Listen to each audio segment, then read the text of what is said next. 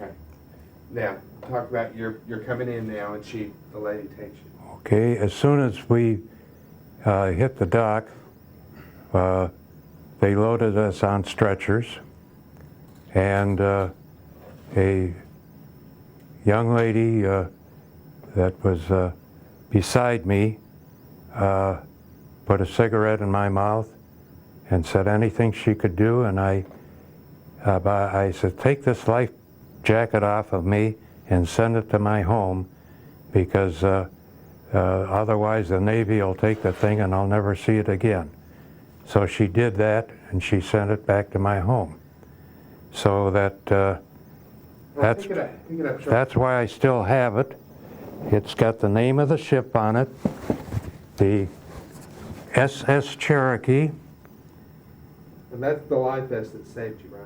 This is the life vest that saved me, and it was an old cork vest, and as I said before, these didn't puncture from wreckage. The kapok jackets did. And people with kapok jackets that got their jackets punctured went down.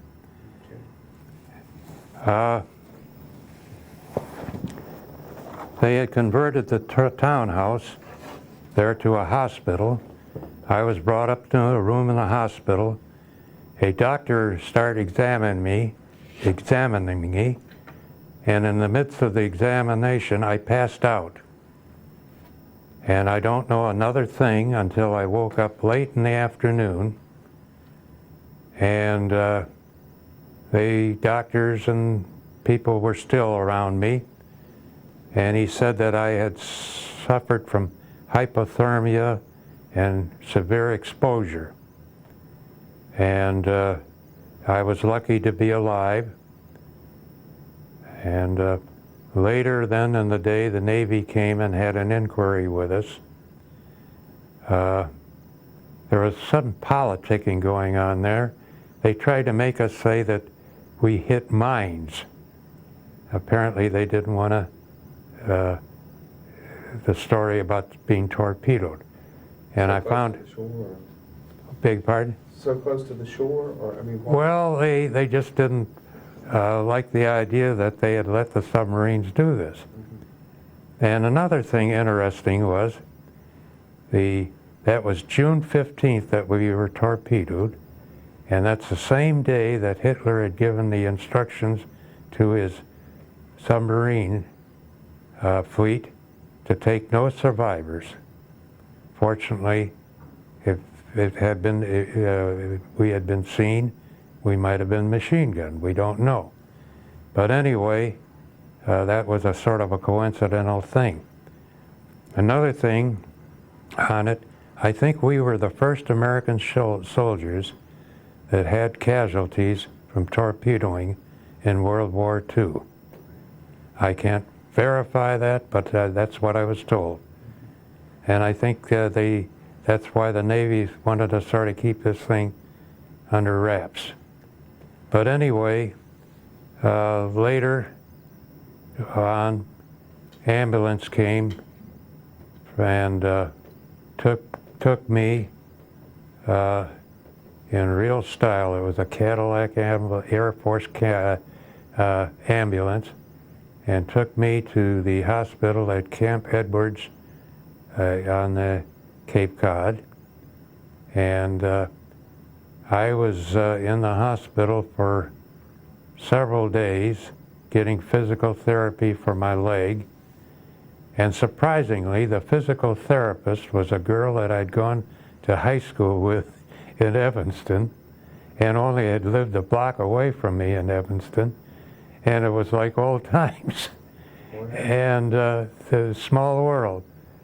And then I was given my orders, and they didn't have military clothes to give me, so they put me in civilian clothes, Red Cross clothes, gave me a pass to go to Fort Belvoir, Virginia, to report to OCS, and they gave me a piece of paper saying survivor's pass, and indicating that I was okay to be in the clothes I was in, which they medal. The first thing, when we reached New York, the MPs jumped on me right away and couldn't understand this being in the clothes I was in.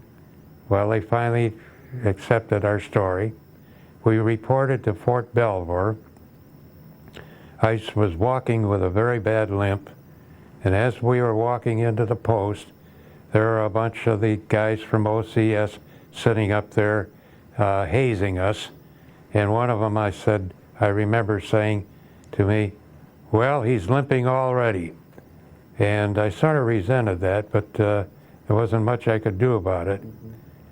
And we no sooner got on the post, and the next day, or two I believe it was, the chaplain at Fort Belvoir came over and said, "You can't start these fellows in the condition they are right away." So they gave us 2 weeks sick leave. So I went home on that, and then I came back in 2 weeks, entered the OCS program. And by this time, is your leg getting better, or is it? Well, yes, it was better, and nothing had been broken, fortunately. It's just severe contusions and banged up.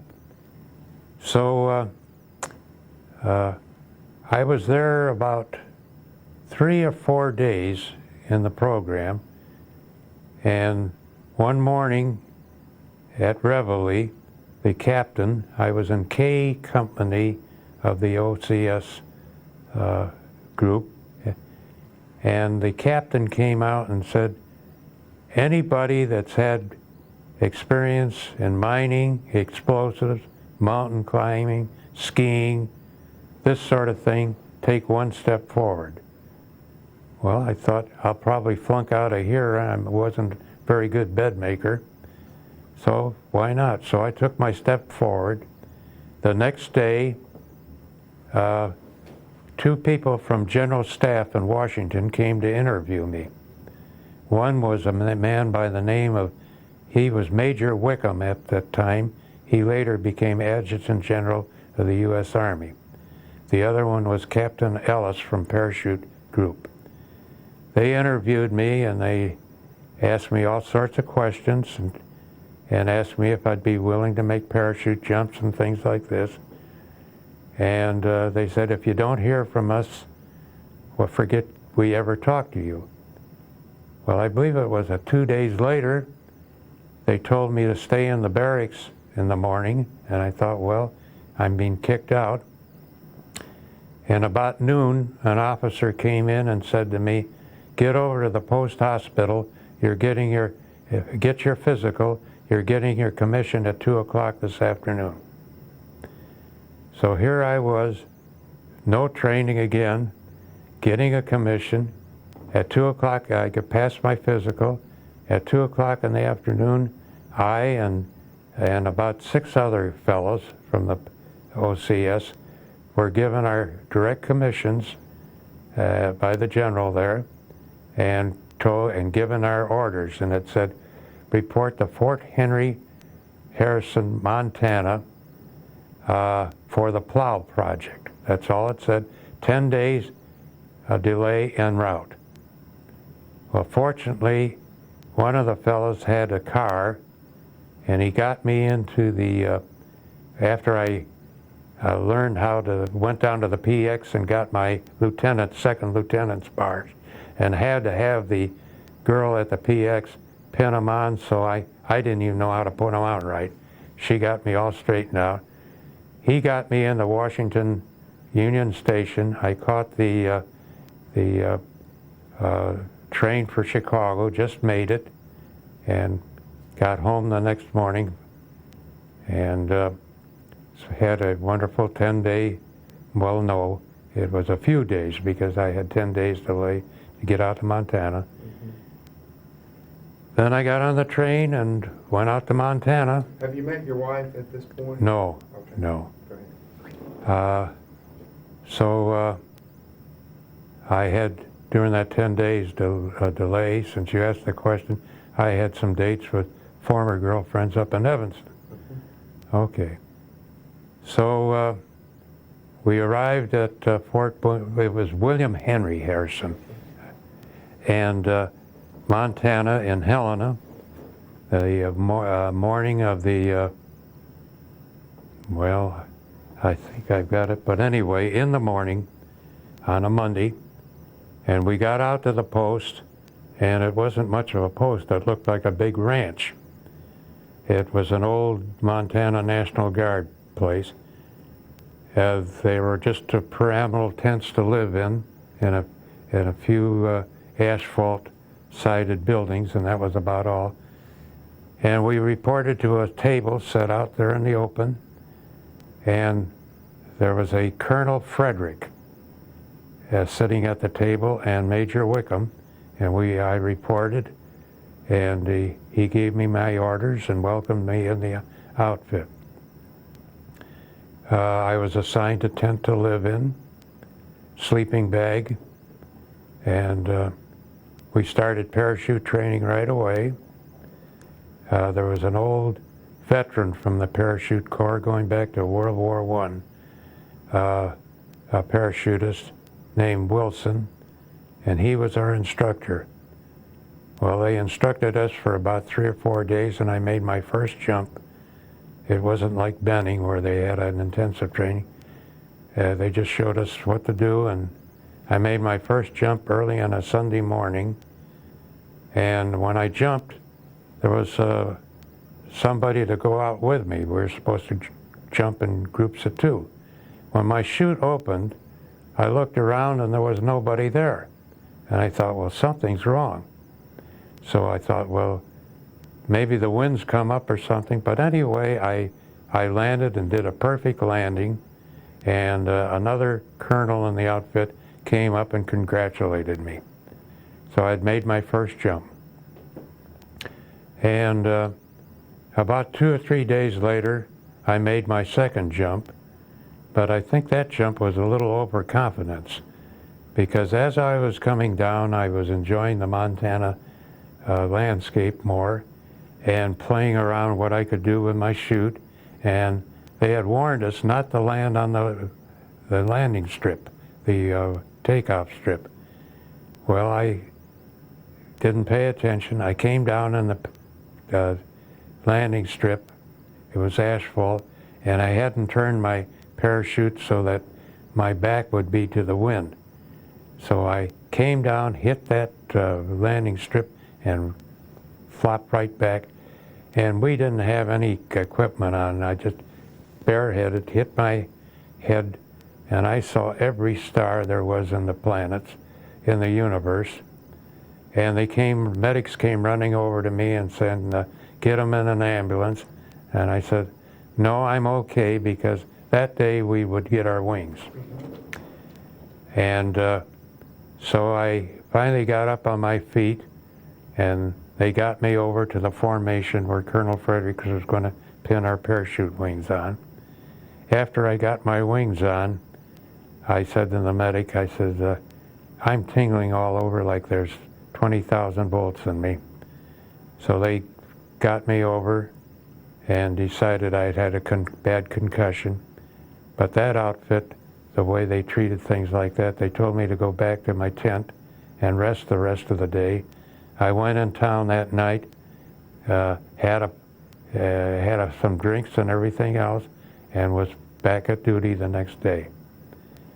Well, that was my introduction to the 1st Special Service Force. Okay, now, at this point, do you understand what the job of the 1st Special Service Force is? I'll tell you right now. Let's do that. We found out that our mission, first of all, we found out we were to be half Canadian and half American. That our force was the result of a man by the name of Pike in the British War Office that came up with this idea of having guerrilla units in Romania, Hungary, and Norway to harass the Germans. Well, General Staff in Washington and Winston Churchill and everybody got into the thing, and the end results were they decided not to have the Romanian group and the Hungarian group but keep the Norwegian group. This Colonel Fredericks was against it originally, and then he finally got orders from Eisenhower and to go ahead with it. And so they were going to train us to be dropped in Norway and harass the Germans.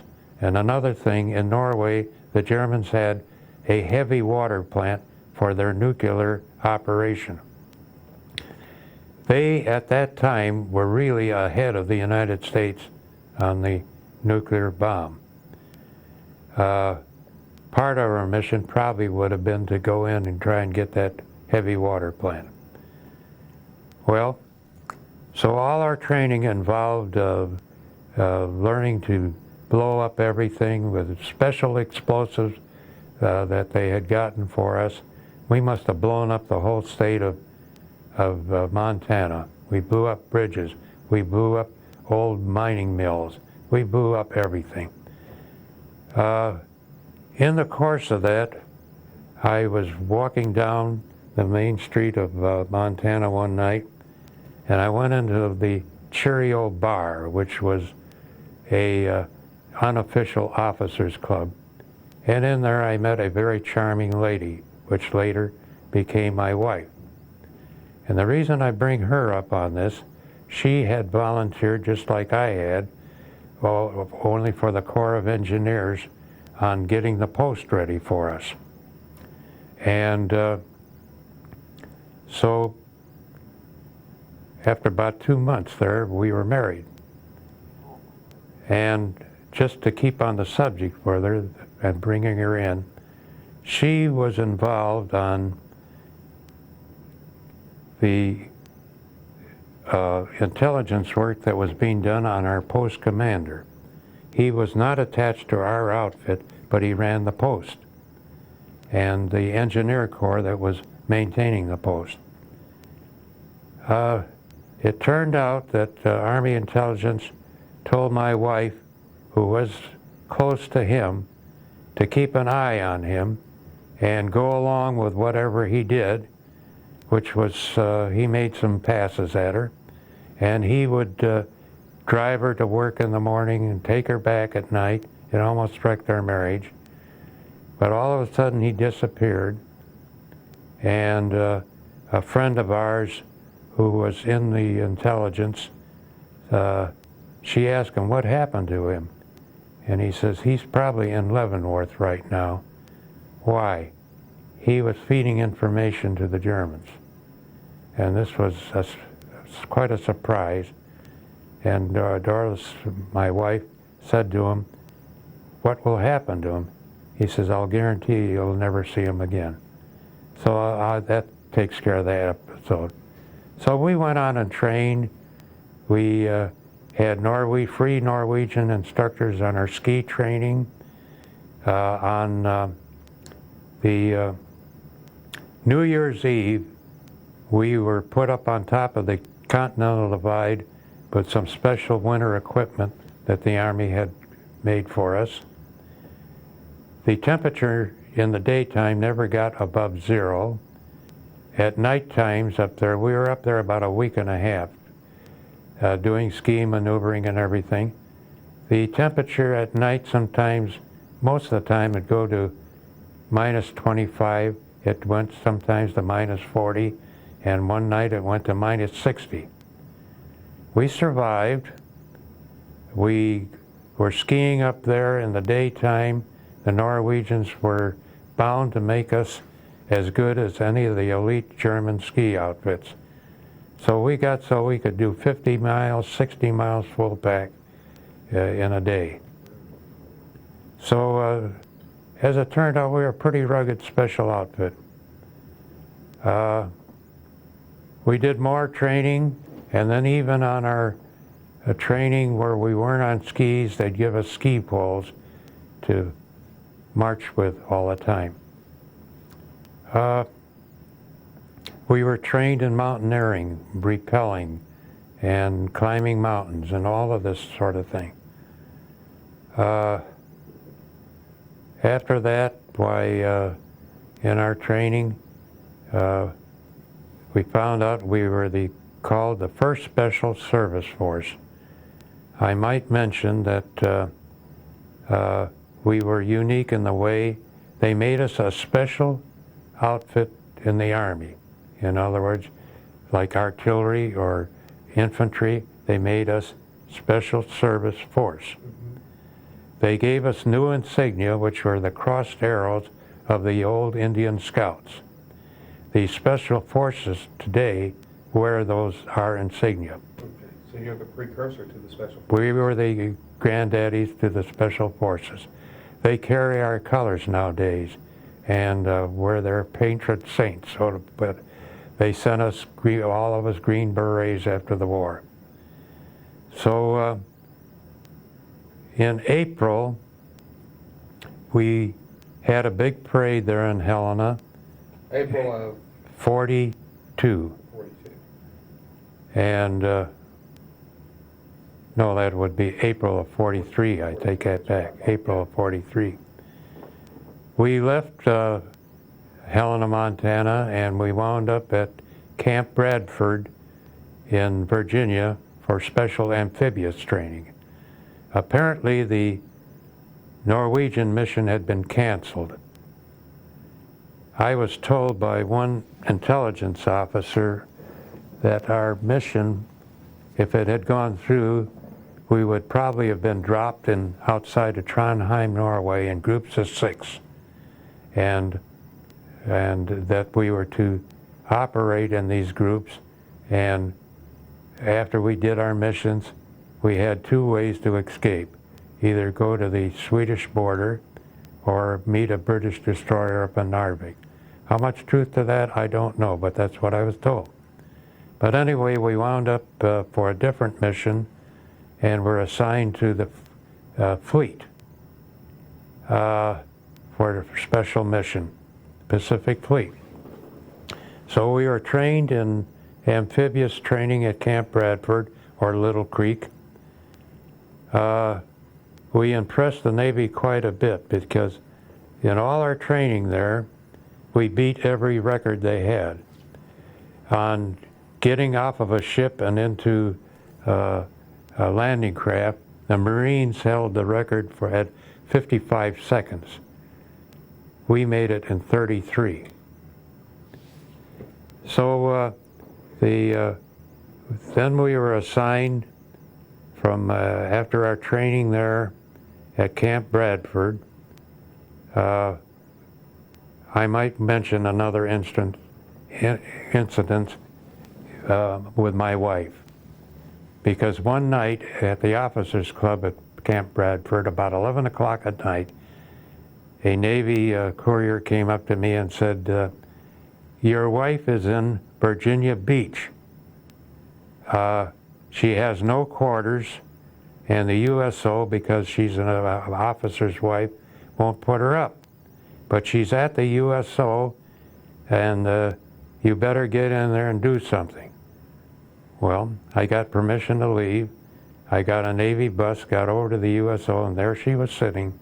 I said, "What are you doing here?" She says, "I missed you." So before the night was over, I got her in an apartment and everything else. So we set up housekeeping once again. But she was a real tiger. Anyway,